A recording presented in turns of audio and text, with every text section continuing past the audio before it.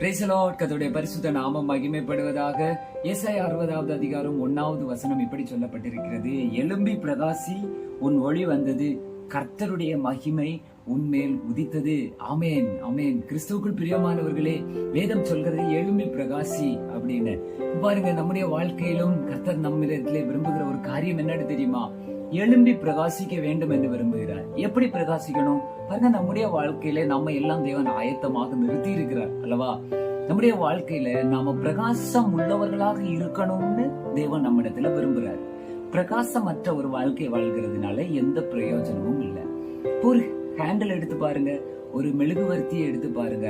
அந்த மெழுகுவர்த்தியை எடுத்து பார்த்தா, இந்த பாருங்க, இந்த மெழுகுவர்த்தியை நாம எடுத்து பார்த்தா இது ரொம்ப அழகா இருக்கு, ரொம்ப அழகா இருக்கு. ஆனா இதுல ஒரு பிரகாசம், ஒரு வெளிச்சம் கிடையாது. இது நிமித்தம் நமக்கு ஏதாவது யூஸ் இருக்கான்னு கேட்டா நோ யூஸ். இது நிமித்தம் நமக்கு எந்த பிரயோஜனமும் இல்லை. இதுதான் தேவன் நம்மிடத்திலும் விரும்புகிற ஒரு காரியம். என்னன்னா, நாமும் பிரகாசம் உள்ளவர்களாக இருக்கணும்.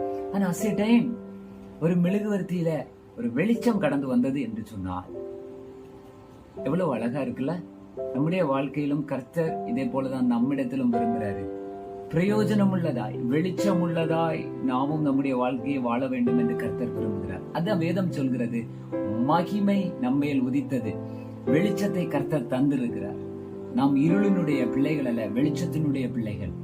ஆமேன். இன்றைக்கு பரிசுத்த ஆவியானவர் நம்மிடத்துல சொல்கிற ஒரு காரியம் என்னன்னா, ஆமேன், எழும்பி பிரகாசி, உன் ஒளி உன்னிடத்துல வந்தது. ஆமேன். பாரங்கள், வேதனைகள், போராட்டங்கள் நிமித்தம் ஒரு இடத்துல அடைக்கப்பட்டிருக்கிறதை அல்ல கர்த்தர் விரும்புகிறது. எழும்பி பிரகாசிங்க. உங்க வெளிச்சம் உங்களிடத்தில் இருக்கிறது. கர்த்தர் உங்க மேல உதித்திருக்கிறார். இந்த நாள்ல கர்த்தர் ஒரு வெளிச்சத்தின் பிள்ளைகளாய், வெளிச்சத்தை வாழ்க்கையிலே பிரகாசிக்கிறவர்களாய், பயன்படுத்துகிறவர்களாய், வெளிச்சத்தை பயன்படுத்துகிறவர்களாய், வெளிச்சத்தோடு வாழ்கிறவர்களாய், ஒரு வெளிச்சத்தின் பாதையை கர்த்தர் உங்களுக்கு திறந்து தருவாராக. புதிய டோரை ஓபன் பண்ணுவாராக. ஆமென். கர்த்தர் தாமே உங்களை ஆசீர்வதிப்பாராக. எழும்பி பிரகாசிங்க. உங்க வெளிச்சம் உங்க மேல இருக்குங்க. கர்த்தருடைய மகிமை உங்க மேல ஆமென் பிரகாசிக்கப்பட்டிருக்கிறது. ஆமென், ஆமென், ஆமென்.